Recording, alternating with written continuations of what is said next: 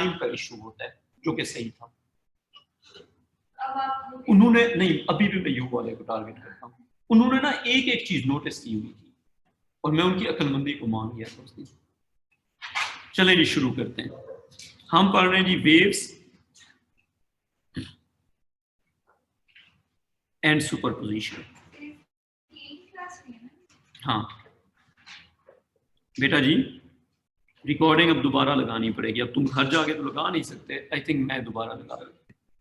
बेटा जी अभी तक तो हमने गप्पे मारी हैं, तुमने रिकॉर्डिंग लगाई हुई है? अच्छा, इसको फिर कट कर देना, यहां से करना जहां से पढ़ाई शुरू। अच्छा, वेव्स एंड सुपरपोजिशन। हाँ हाँ, ये तो मेन हेडिंग है ना, वेव्स एंड सुपरपोजिशन। उसके आगे चल रहे हैं ना। टाइप्स ऑफ वेव्स तो कर लिए, अब लिखें रिप्रेजेंटेशन ऑफ वेव्स। आज के बाद फजूल बात ना डिस्कस करना, मैं टाइम वेस्ट कर देता हूं। रिप्रेजेंटेशन ऑफ वेव्स, इसमें लिखे नंबर 1 डिस्प्लेसमेंट और displacement distance graph. A displacement distance graph. A displacement distance graph. लिखें it represents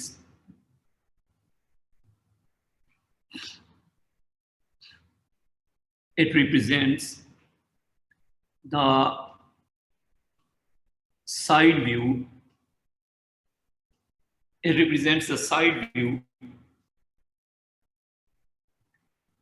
It represents the side view of a transverse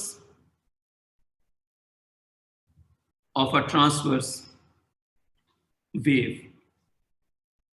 तो एक डिस्प्लेसमेंट डिस्टेंस ग्राफ क्या रिप्रेजेंट करता है? ट्रांसवर्स वेव का साइड व्यू। वाई एक्सिस पे लिखें displacement, Y axis पे डिस्प्लेसमेंट, एक्स एक्सिस पे डिस्टेंस। वाई एक्सिस पे डिस्प्लेसमेंट, एक्स एक्सिस पे डिस्टेंस। और फर्ज करें जी ये ग्राफ बना हुआ है। अब ये ग्राफ शो क्या कर रहे हैं? ये ग्राफ शो कर रहे हैं 1 इंस्टेंट ऑफ अ वेव, और इसके अंदर जो पॉइंट्स हैं दे आर मल्टीपल पार्टिकल्स और सिंगल पार्टिकल। इसके अंदर जो पॉइंट्स हैं दे आर मल्टीपल पार्टिकल्स। हम कह सकते हैं multiple particles at 1 instant of time. क्या कह सकते हैं? Multiple particles at 1 instant of time. इनको अगर हम लेबल कर दें A B C D E F G H I J K L M and so on. So all of them are A, B, C, D, E, F, G, H, K, L, M. हमने M तक represent किया हुआ है ना। A से लेके M तक जो हमने पॉइंट्स रिप्रेजेंट किए हुए, ये क्या शो कर रहे हैं? लिखें R multiple points are multiple points at 1 instant of time. हाँ बेटा, आपको बात समझ आई है? ये मल्टीपल पॉइंट्स हैं लेकिन एक इंस्टेंट पे हैं। एक मिनट, फर्ज करें हम एक पिक्चर लेते हैं। पिक्चर के अंदर आप पेन को ऐसे हिला तो नहीं रही होंगी ना? क्यों नहीं? Because picture is 1 instant. Picture के अंदर जो इंस्टेंट होता है वो क्या बताता है? वो मेरी फिंगर्स की रिलेटिव पोजीशन बताता है। मेरी फिंगर्स जब 1 instant of different organs at 1 instant of time. Picture क्या होती है? 1 instant of multiple things.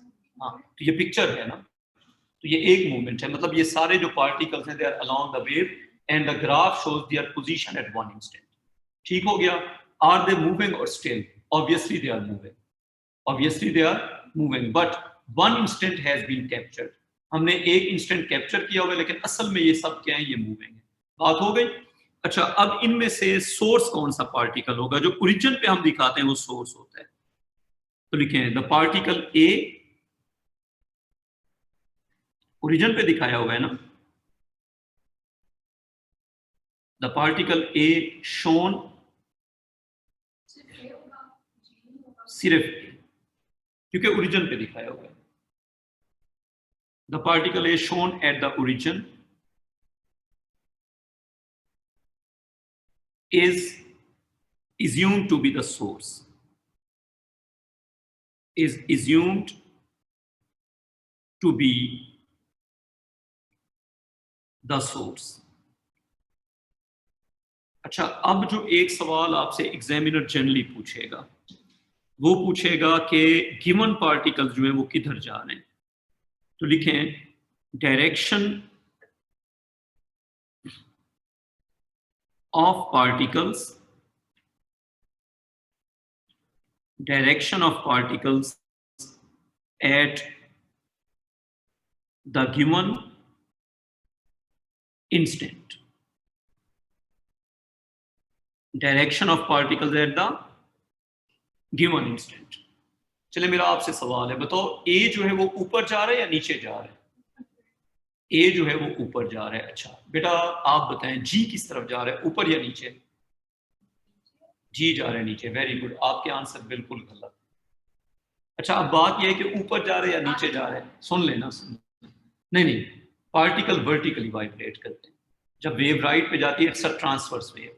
Every particle is vibrating vertically at its position, but the question is a is vibrating upwards और downwards. ठीक है, तो आपने कहा अपवर्ड जा रहा है, आपका क्या मेथड था मुझे नहीं पता, लेकिन कोई मेथड होगा. हाँ, कोई मेथड होगा. लेकिन अब हमें समझना ये है, हमने रट्टा तो नहीं मारना, कोई वे होना चाहिए ना बताने का. तो मैं आपको एक एग्जांपल देता हूं, उसको जरा आपने समझना है. एग्जांपल बेशक आप ड्रॉ कर दें. फर्ज करें ये है, ये विंड है, बना दो. ये क्या है बच्चों? ये है विंड. ठीक, अब ऐसा है कि विंड का ये वाला पार्ट है, ये वाला पार्ट है कोल्ड, और ये वाला पार्ट है hot. Hot wind, cold wind. ये बात समझ आ गई? और विंड की मूवमेंट किस तरफ है? Right side. विंड की मूवमेंट किस तरफ है? राइट साइड पे. ठीक हो गया. अब यहां पे एक बंदा है, उसका नाम है फारूक. यहां पे एक बंदा है, उसका नाम है राहिम. यहां पे कौन है? राहिम. ठीक है. और यहां पे है फॉर एग्जांपल तहरीम. तहरीम हमारी एक स्टूडेंट है. ये तीन बंदे, तहरीम, फारूक और राहिम. कॉपी कर लें. मेरा एक सवाल है, मुझे बताएं तहरीम, फारूक और राहिम में से सबसे ज्यादा हाई टेम्परेचर पे कौन होगा? राहिम. और सबसे लो टेम्परेचर पे? तहरीम. फारूक की जो फ्यूचर स्टेट है वो तहरीम है या राहिम है? फारूक की जो फ्यूचर स्टेट है, यानी कि फारूक का जो फ्यूचर में टेम्परेचर होगा ना, नहीं हो सकते दोनों. चले मुझे ये बताएं, तहरीम को जो हवा अभी लग रही है वो फारूक से गुजर के गई है या गुजर के जानी है? गुजर के जा चुकी है. गुजर के जा चुकी है, यानी कि तहरीम की जो करंट स्टेट है वो मेरी पास्ट वाली स्टेट थी. तहरीम जो हवा अभी ऑब्जर्व कर रही है वो मैं पहले ऑब्जर्व कर चुका हूँ, मुझसे गुजर के गई है. तहरीम को जो हवा मिल रही है अभी, वो मुझसे गुजर के गई हुई है. मतलब ये है कि तहरीम का अगर टेम्परेचर है हवा का जो भी है, जो भी उसकी स्टेट है, वो वाली हवा पहले तो फारूक से गुजरी थी ना, वही वाली हवा पहले तो राहिम से गुजरी थी. तो राहिम जो है वो मेरा पास्ट है या फ्यूचर है? राहिम मेरा फ्यूचर है. जो हवा अभी, आपने सिर्फ सुनना है और फोकस करना है, जो हवा अभी राहिम को टच कर रही है, कुछ देर के बाद वो मुझे टच करेगी. जो हवा अभी राहिम को टच कर रही है, यानी कि राहिम की जो करंट स्टेट है वो मेरी फ्यूचर स्टेट है. राहिम की जो करंट स्टेट है वो मेरी क्या है? Future state. और तहरीम की जो करंट स्टेट है वो मेरी पास्ट स्टेट है। वेव्स इसी तरह वर्क करती हैं, वेव्स इसी तरह वर्क करती हैं। वेव्स के अंदर जिस तरह मैंने अभी वाली एग्जांपल दी है, वेव्स भी इसी तरह चलती हैं। Wave motion is like wind and particles are like human beings which are observing the wind. Waves की जो स्टेट्स होती हैं वो विंड की स्टेट की तरह होती हैं, और जो पार्टिकल्स होते हैं वो इन ह्यूमन बीइंग्स की तरह होते हैं। फारूक का फ्यूचर क्या होगा? जो राहिम का प्रेजेंट है। फारूक का फ्यूचर क्या होगा? जो राहिम का प्रेजेंट है। फारूक का पास्ट क्या था? जो तहरीम का प्रेजेंट है। यानी कि तहरीम की जो करंट स्टेट है वो मेरी पास्ट स्टेट है, और जो राहिम की करंट स्टेट है वो मेरी फ्यूचर स्टेट है। तो इसका मतलब ये हुआ कि मेरा फ्यूचर जो है वो मेरे पीछे चल रहा है, मेरा फ्यूचर मेरे पीछे चल रहे और मेरा पास्ट मेरे मुझसे गुजर के जा चुका है। जब स्टेट्स पास डाउन करती हैं, अब वेव पे अगर इसी चीज को अप्लाई करते हैं, अब वेव्स पे अगर इसी चीज को अप्लाई करते हैं, तो ये पार्टिकल है, इसको हम कह देते हैं फारूक या पार्टिकल एफ। ठीक है, अब इसका पास्ट कौन सा है? हाँ, छोड़ दें, ये जो रेड वाली वेव है ये इसका पास्ट है, ये वो वाली स्टेट्स हैं जो एफ से गुजर चुकी हैं। अब एफ ये वाली स्टेट्स लेगा नहीं, ये ले चुका है। ये वो वाली स्टेट्स हैं जो एफ से गुजर के जा चुकी हैं। अब समझ आ गई बात? और जो एफ के पीछे है ये इसका फ्यूचर है। अब जरा दिमाग पे जोर डालो, एफ जो है वो ऊपर जाएगा या नीचे जाएगा?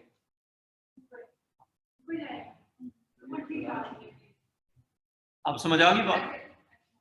ये ओ लेवल में किया, तो जो एफ है वो किधर जाएगा? ऊपर। तो इसका मतलब ये हुआ कि जब हम एक वेव को देखते हैं तो पार्टिकल किस तरफ मूव करेगा, उसके लिए उसके बिहाइंड जो स्टेट्स आती हैं वो देखते हैं, वो अपनी पिछली स्टेट्स को फॉलो करेगा। हाँ हाँ, तो ए जो है, अभी पहले इसकी बात करें, एफ किधर जाएगा, ऊपर या नीचे? वजह समझ आ गई? उसका फ्यूचर पीछे से आ रहा है। तो यही प्रिंसिपल अगर ए पे अप्लाई किया जाए तो ए किधर जा रहा है, नीचे या ऊपर? नीचे। ए नीचे जा रहा है, हाँ, ए नीचे जा रहा है। बी किधर जा रहा है? नीचे, लेकिन थोड़ा सा स्लो। जब हम एक्सट्रीम के टुवर्ड्स जाते हैं पार्टिकल्स की कैनेटिक एनर्जी कम होती जाती है। सी किधर जा रहे हैं? नीचे, लेकिन और स्लो।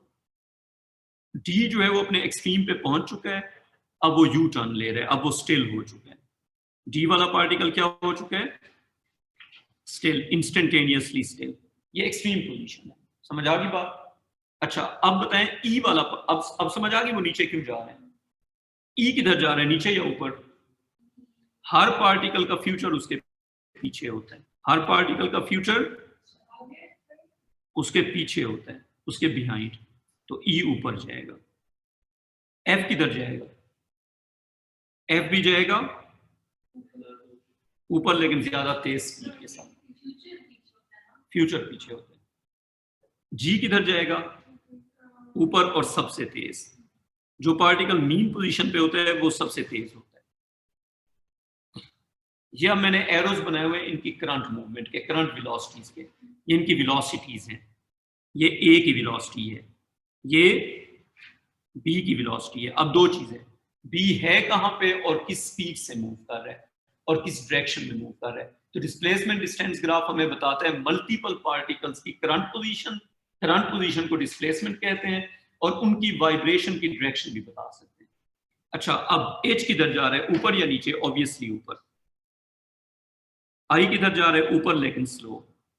जे वाला पार्टिकल अपने लोअर एक्सट्रीम पे पहुंच चुका है, स्टिल हो चुका है। इनको कहते हैं स्टेशनरी पॉइंट्स। कोई कंफ्यूजन अब यहां तक? के का बताएं, ऊपर जा रहा है नीचे जा रहा है? के नीचे जा रहा है। एल का बताएं, नीचे जा रहा है लेकिन तेज है, नीचे जा रहा है लेकिन तेज है।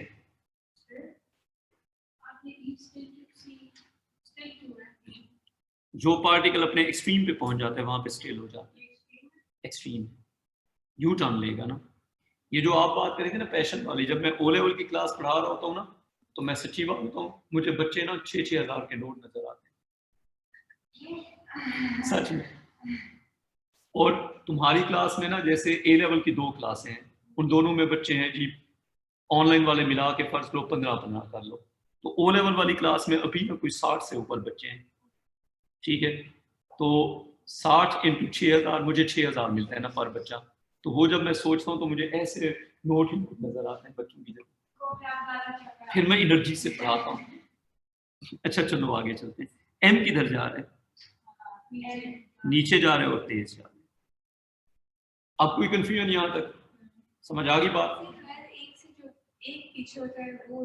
उसका फ्यूचर होता है, हर पार्टिकल का जो पिछला पार्टिकल है उसका फ्यूचर होता है। अच्छा, अब direction of particle at a given instant, इसमें पता है हम सेंटेंस क्या लिखेंगे? हम कहेंगे every particle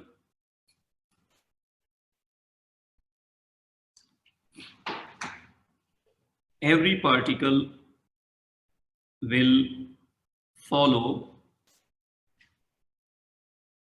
the motion of the particle just behind it, just behind it।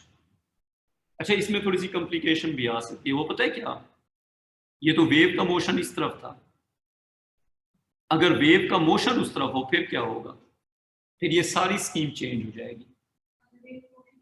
Wave का मोशन अभी तो इस तरफ था ना, तो अगर वेव का मोशन इस तरफ हो, देखें अब 2 बातें ना, ऐसा भी तो हो सकता है कि वेव इधर जा रही है, तो फिर तो हम इस वाले को फॉलो करेंगे ना, बिहाइंड और फॉरवर्ड चेंज हो जाएगा, ठीक है।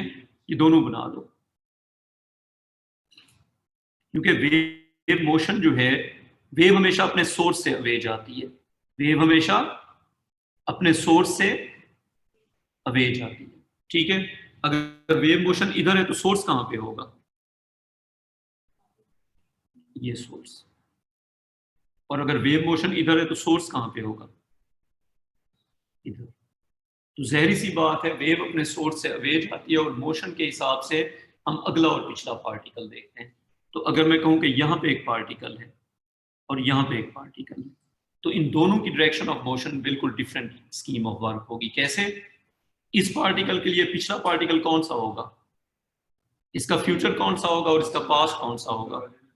इस वाले के लिए, ऊपर वाले के लिए ये इसका पास्ट हो गया ना, ये वेव का वो वाला पार्ट है जो इस जगह से गुजर चुका है, और इसका फ्यूचर कहां पे होगा?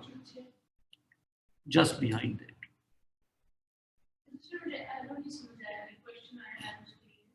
एरो कौन सा वाला? ये जो मैंने वेव मोशन बनाया हुआ है? नहीं, ये जो मैंने इस पे बनाए हुए हैं, इस पे मैंने जो एरोज बनाए हुए हैं वो इनकी डायरेक्शन ऑफ मोशन है। आपको इस तरह पता चलेगा कि आप जिस भी पार्टिकल का पूछा हुआ है, आप देखेंगे उस पार्टिकल के पीछे वाली वेव उसके नीचे है या ऊपर है। जैसे मेरी बात सुने, मैंने हाँ, अभी जो मैंने वेव बनाई हुई है उसमें जो रेड वाला पार्टिकल है, उसके जो रेड वाली वेव है वो नीचे है या ऊपर है?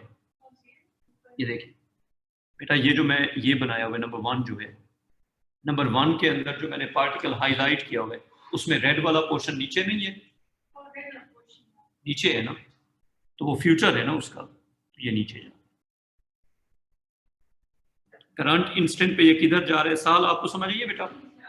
ये नीचे जा रहा है। कैसे पता चला? क्योंकि आगे वाली वेव इसका पास्ट है और पीछे वाली वेव इसका फ्यूचर है, तो हम किसको फॉलो करते हैं? फ्यूचर को।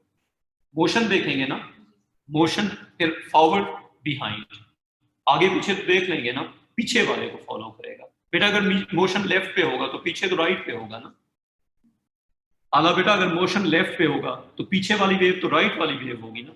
अच्छा, नीचे वाले में देखें, फर्ज करें अगर ये पार्टिकल पी है, आपको बताना है ये ऊपर जा रहा है या नीचे जा रहा है, इसका फ्यूचर कौन सा होगा?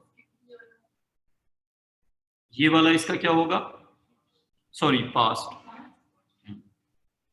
आगे वाला पास्ट होता है, पीछे वाला क्या होता है? खुशी बेटा आप सही बता रही थी, ये इसका फ्यूचर है। तो अब मुझे बताएं ये पी किधर जा रहा है, ऊपर या नीचे? ये पी जो है किधर जा रहा है? इट इज मूविंग ऊपर, ये motion. I think it should be clear no. कोई कंफ्यूजन है इसमें? चलो हेडिंग ये कर लें। अगली हेडिंग दें, लिखें understanding vibration of a single particle. एक सिंगल पार्टिकल की जो वाइब्रेशंस हैं, अगर हम उनको अंडरस्टैंड करना चाहते हैं तो कैसे अंडरस्टैंड करेंगे? यहां तक तो आइडिया समझ आ गया ना? ये तो मल्टीपल पार्टिकल्स का कंपैरिजन था ऑन अ वेव। अगर सिंगल पार्टिकल को अंडरस्टैंड करना है तो लिखें understanding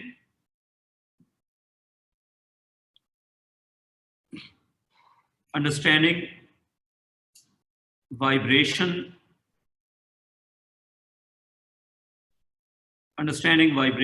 of a single particle। अगर हमने सिंगल पार्टिकल की वाइब्रेशन को अंडरस्टैंड करना है तो what will be the method? Heading दे दो, फिर डिस्कस करते हैं। पहली बात यह है कि पार्टिकल्स वाइब्रेट क्यों करते हैं? Because intermolecular forces act as elastic rubber bands. जो पार्टिकल्स होते हैं, they are connected with something that is elastic and that something is intermolecular forces. बात समझ आ गई? तो पहली बात ये लिखें कि पार्टिकल्स आर कनेक्टेड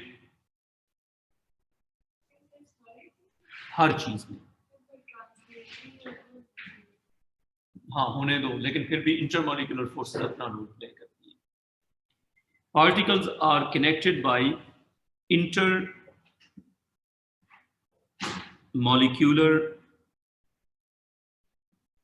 फोर्सेस, और ये इंटरमॉलिक्यूलर फोर्सेस रबर बैंड्स की तरह इलास्टिक होती है। ठीक, intermolecular forces which act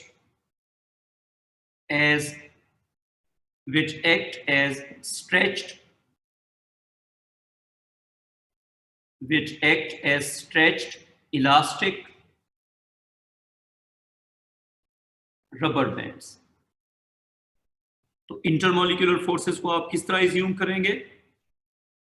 stretched elastic rubber bands connecting the molecules. अगर हम इसका मॉडल बना के देखते हैं एक पार्टिकल कुछ पार्टिकल्स का, ये पार्टिकल ए है फॉर एग्जांपल, ये पार्टिकल बी है और ये पार्टिकल सी है। और ये लाइंस किसको रिप्रेजेंट कर रही है? The lines in between are, ये किसको रिप्रेजेंट कर रही है? They are intermolecular forces.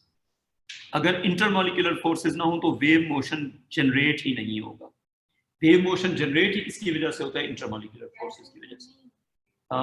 Gases में भी होती है, आइडियल गैसेस में नहीं होती। और आइडियल गैस जो है इट्स अ थ्योरेटिकल कॉन्सेप्ट। हाँ, लेकिन आइडियल गैस एग्जिस्ट तो नहीं करती ना। अच्छा, ये हो गया इंटर मॉलिक्यूलर फोर्सेस। तो आपने इंटरमॉलिक्यूलर फोर्सेस को क्या एज्यूम करना है? As stretched rubber bands. अच्छा, अब एक मॉलिक्यूल की अगर हम वाइब्रेशन को अंडरस्टैंड करते हैं तो आप यूं समझें कि अगर आपके पास इसी तरह का मॉडल हो, balls connected with rubber bands, और आप किसी एक बॉल को नीचे प्रेस करते हैं तो क्या कोई फोर्स डेवलप होगी? यस और नो? फॉर एग्जांपल, अगर आप इस पूरे मॉडल को इस तरह नीचे प्रेस करते हैं तो वो फोर्स होगी किस डायरेक्शन में? बेटा दोबारा सोचो, डाउनवर्ड्स होगी या अपवर्ड्स होगी? हाँ, जब आप इस रबर को नीचे पुश करेंगे, आपकी फोर्स तो नीचे है, रबर की फोर्स किस तरफ होगी? हाँ, तो मैं उसी की बात कर रहा हूँ, रिस्टोरिंग फोर्स। रबर की फोर्स तो ऊपर होगी ना, तो ये रबर की फोर्स है। The force that will bring it back, the force that will bring it back. अच्छा, अगर हम इसको और थोड़ा सा नीचे ले जाते हैं, फॉर एग्जाम्पल ये यहाँ पे आ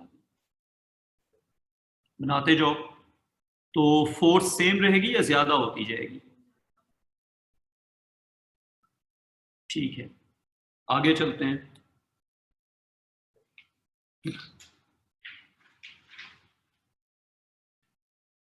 अब अगर हम इसको और ज्यादा नीचे ले जाते हैं,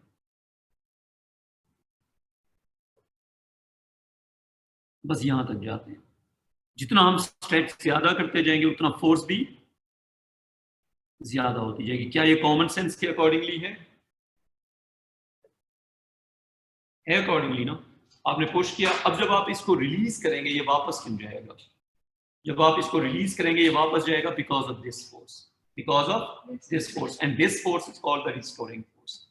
तो हम कह सकते हैं कि इस पोजीशन को हम कह देते हैं, फर्ज करें ए, इसको बी, इसको सी, इसको D. When the molecule is released at D, when the molecule is released at D, D पे हमने रिलीज किया, वापस क्यों जाएगा? It will return because of what? Because of the restoring force. Because of the restoring force. अब एक simple सवाल, जब ये डी से ए पे जाएगा तो एक्सेलरेट करेगा या डिसेलरेट करेगा? कैसे डिसाइड करेंगे? हाँ, फोर्स और मोशन सेम डायरेक्शन में या अपोजिट है? तो फिर आंसर मिल गया। अगर फोर्स और मोशन सेम डायरेक्शन में तो एक्सेलरेशन। फिर जब फोर्स मोशन की डायरेक्शन में होती है तो एक्सेलरेशन कॉज करती है। आपने इसको पुल करके छोड़ा, आपने रेस्ट से छोड़ा, फोर्स और मोशन सेम डायरेक्शन में, इट विल एक्सेलरेट, समझ आ गई बात? क्यों करेगा एक्सेलरेट? क्योंकि फोर्स मोशन की डायरेक्शन में। एक्सेलरेशन कांस्टेंट होगा, इंक्रीजिंग होगा या डिक्रीजिंग होगा? एक्सेलरेशन वही होगा जो फोर्स होगी। फोर्स क्या होती जा रही है? दोबारा देखो, डिक्रीज। और जब ओरिजिनल पोजीशन पे आएगा तो फोर्स क्या हो जाएगी? जीरो। जो फोर्स वही एक्सेलरेशन, डिक्रीजिंग एक्सेलरेशन। क्या होगा? Decreasing acceleration. नहीं, हम बॉल ऊपर नहीं फेंक रहे, हम एक रबर को पुश करके रिलीज कर रहे हैं, तो डिसेलरेट करती है। नहीं, जब हम बॉल ऊपर फेंकते हैं हम बॉल को वेलोसिटी देते हैं, फोर्स उसका वेट होती है, हम बॉल को फोर्स नहीं देते, ठीक है ना? हाँ, आप पता है क्या सोच रही थी कि जब हम फोर्स ऊपर देते हैं तो आपने तो कहा फोर्स और मोशन सेम डायरेक्शन में, तो डिसेलरेट कैसे करती है, यही सोच रही थी ना? हम उसको फोर्स नहीं देते, हम उसको वेलोसिटी देते हैं, फोर्स उसका वेट होता है, वो मोशन के अपोजिट होता है। अच्छा, अब आपको ये समझ आ गई, जब ये पार्टिकल ऊपर जाएगा तो फोर्स मोशन की डायरेक्शन में है ना, तो ये क्या करेगा? तेज होता जाएगा। लेकिन इसका जो एक्सेलरेशन है वो यूनिफॉर्म है या डिक्रीजिंग है? डिक्रीजिंग। क्योंकि फोर्स डिक्रीजिंग है। तो क्या मैं कह सकता हूं कि D to A the particle will have a decreasing acceleration, speed बढ़ेगी लेकिन डिक्रीजिंग रेट पे। तो लिखें, इस मोशन में क्या होगा? डिक्रीजिंग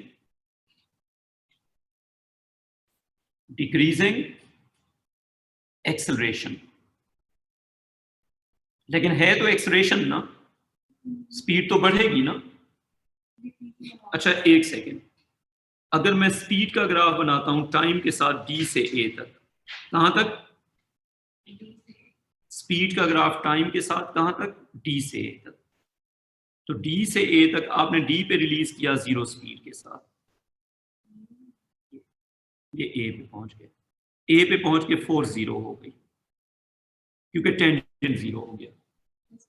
ये समझ आ रही है बात? जब हम A पे पहुंचे तो स्पीड मैक्सिमम लेकिन एक्सेलरेशन जीरो, स्पीड मैक्सिमम लेकिन एक्सेलरेशन जीरो। फिर यहां पे जब स्पीड मैक्सिमम हो जाएगा, ए पे जाके पार्टिकल रुकेगा नहीं। क्यों नहीं रुकेगा? Because of inertia. चलती गाड़ी का इंजन बंद कर दो, उधर रुकेगी या आगे जाके रुकेगी? आगे जाके रुकेगी। ए पे जाके फोर्स तो खत्म हो गई लेकिन मोशन की वजह से आगे चला जाएगा। क्या ख्याल है? ए पे जाके पार्टिकल रुक जाएगा या आगे जाएगा? आगे जाएगा। किसकी वजह से? इनर्शिया की वजह से। हाँ, तो अब क्या होगा? अब ये पार्टिकल ऊपर की तरफ जाना शुरू कर देगा ना।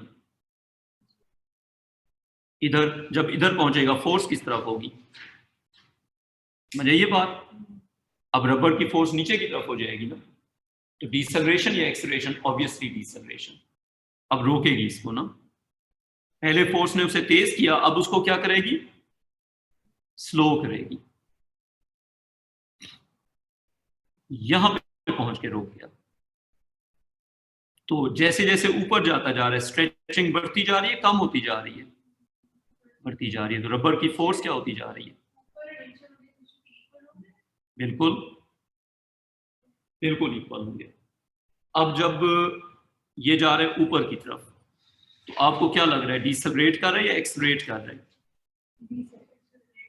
Increasing deceleration, decreasing deceleration? Force क्या होती जा रही है? हैं कम कहाँ? इंक्रीज हो रही है। इंक्रीजिंग डिसलरेशन, इंक्रीजिंग डिसलरेशन, यानी कि डिसलरेशन की अमाउंट बढ़ती जा रही है। इट इज स्टॉपिंग, लेकिन हर इंस्टेंट पे नहीं, वैल्यूज नहीं देंगे, अभी नहीं देंगे। अभी सिर्फ आप इस बात को समझो कि फोर्स की क्या वेरिएशन है। अच्छा, अब पार्टिकल का vibration is like a rubber band, pull downwards and release. जो रबर बैंड का बिहेवियर होगा, पार्टिकल का वही बिहेवियर होगा। साल बेटा थोड़ा बहुत आइडिया समझ आ गया? इसके जो फैक्टर्स हैं वो हम कल यहाँ से आगे लिखेंगे। यहाँ से आगे फिर इंशाल्लाह कल कंटिन्यू करते हैं।